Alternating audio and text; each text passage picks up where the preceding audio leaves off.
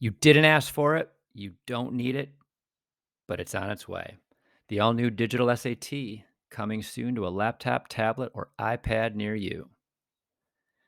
The College Board has been hyping the benefits of this streamlined, more student friendly exam, but do a bit of translating. And I think the rationale might read a little like, wow, this test optional movement's really threatened our market share. We better whip up something new to stay relevant.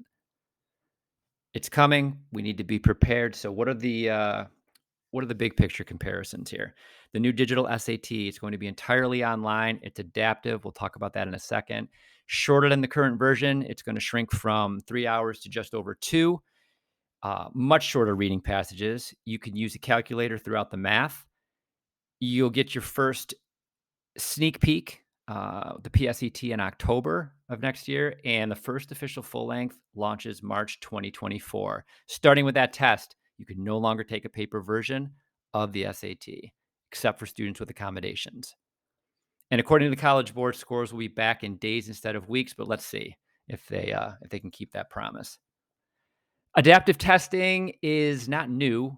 Plenty of tests use it. The GRE and GMAT are just two examples. And now the College Board is wrapping it into this new version. All adaptive testing means is that the difficulty of questions adjusts based on how you're doing. So the reading and writing section is its own thing. Then the math section is its own thing. Those are broken into two modules each. So module one and module two. Based on how you do on module one, you get easier, harder questions in the second module. That's it. That's how the adaptive testing is going to work on this test. You get 32 minutes to answer 27 questions in the reading and writing module. Same format for module two, which I think that's a generous amount of time per question amount of time. Same with the math, 35 minutes to answer 22 questions in both module one and module two. You're going to get that 10-minute break after the second reading and writing module. And you're going to see you're going to get two experimental questions in each module, but you won't know which ones they are. As soon as you look at the new practice test, first thing you'll notice is just how short the reading passages are. They're bite size, only one question per passage. You'll see poems. You'll be asked to synthesize information from notes, which I actually thought were pretty cool questions.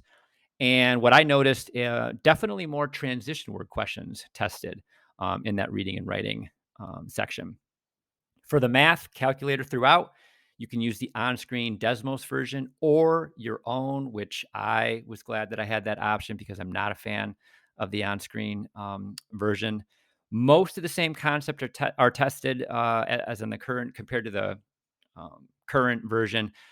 Definitely fewer word problems was one thing that I noticed, and the grid and answers can now be negative, and plan to get more answers with decimals. The digital SAT is going to give you a countdown timer, a math reference page. You'll have highlighter, mark for review, and annotate features that you can take advantage of. Um, no looking back. Once you finish module one, it's put away in a vault. You cannot return to it once you start module two. And in a non student friendly move, the College Board is no longer going to have a question and answer service. So you can't go like you can now for March and May and October. You can't review your test question for question, which is super unfortunate, but on brand for the College Board. This digital SAT still out of 1600, 800 math, 800 verbal. And according to the College Board, scores will be directly comparable to scores on the current version due to statistical equating, which sounds legit, but that remains to be seen, like how colleges are going to treat these scores. All right, especially with the adaptive model, and will they truly be comparable? And will colleges allow super scoring between the current version and the new version? We shall see. Score reports that you get will show your progress from your PSAT and your previous SATs taken. Again, I want to know if students still have that score choice where they can make that report look the way they want it to. I think that should be the case. That keep that student friendly policy. And in addition to the nationwide percentile of how you're doing, the percentiles are going to be broken down by state, school district, and even high school, which I think is super interesting. The digital SAT, your score depends not on how many questions you answer correctly, but how many of the harder questions you answer correctly. That's your all caps takeaway from like the scoring difference between now and what's coming on this digital SAT. If you perform well on module one and are given the more difficult module two, you don't even have to answer as many questions correctly, but you could still get a better score because the questions are weighted more. So it's all about difficulty level of the questions and how many of those you get correct. As of right now, you can go and download the Blue Book app from the College Board and check out those 4 adaptive digital SATs. Um, what you wanna do to maximize coverage, you see everything that they've released, is do a hack to where, go to the My Practice section of College Board so you get the answer key. So skip all the questions from module 1, automatically you'll get the easy module 2, alright? But then look at that answer key and answer all the questions correctly in module 1 to guarantee you get the hard module 2. And that way, you're seeing every version of the test as they're released right now. You can grab the 4 paper tests, just search full length linear practice tests. Again, non adaptive, good amount of overlap between the adaptive and the linear, I think. And in the summer, the College Board's going to release that study guide. But like again, we know the College Board. My guess is that'll just be they're just going to package what's out there now and charge you for it. Considerations. It's switching from that pencil paper test to the online format. It could take some getting used to. It did for me.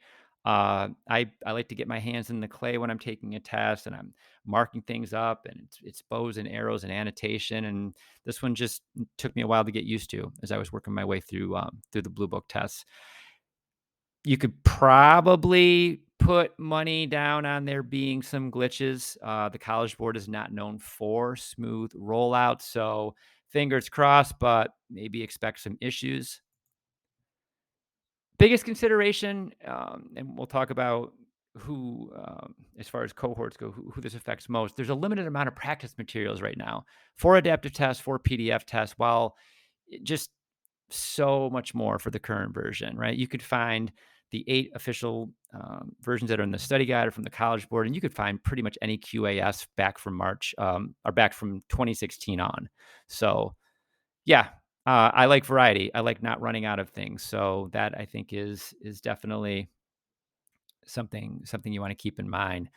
The PSAT will now mirror structure and format of the SAT that you'll see. So I think that's a student friendly change, but the score will stay the same, right? It's still going to be out of 1520, 760, 760.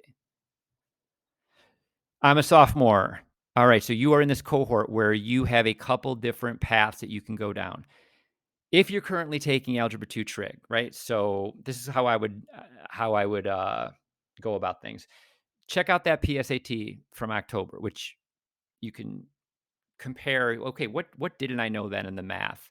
What do I know now? Right? Recalculate maybe that math score. Then take a full length SAT and establish an updated baseline. How do those scores look?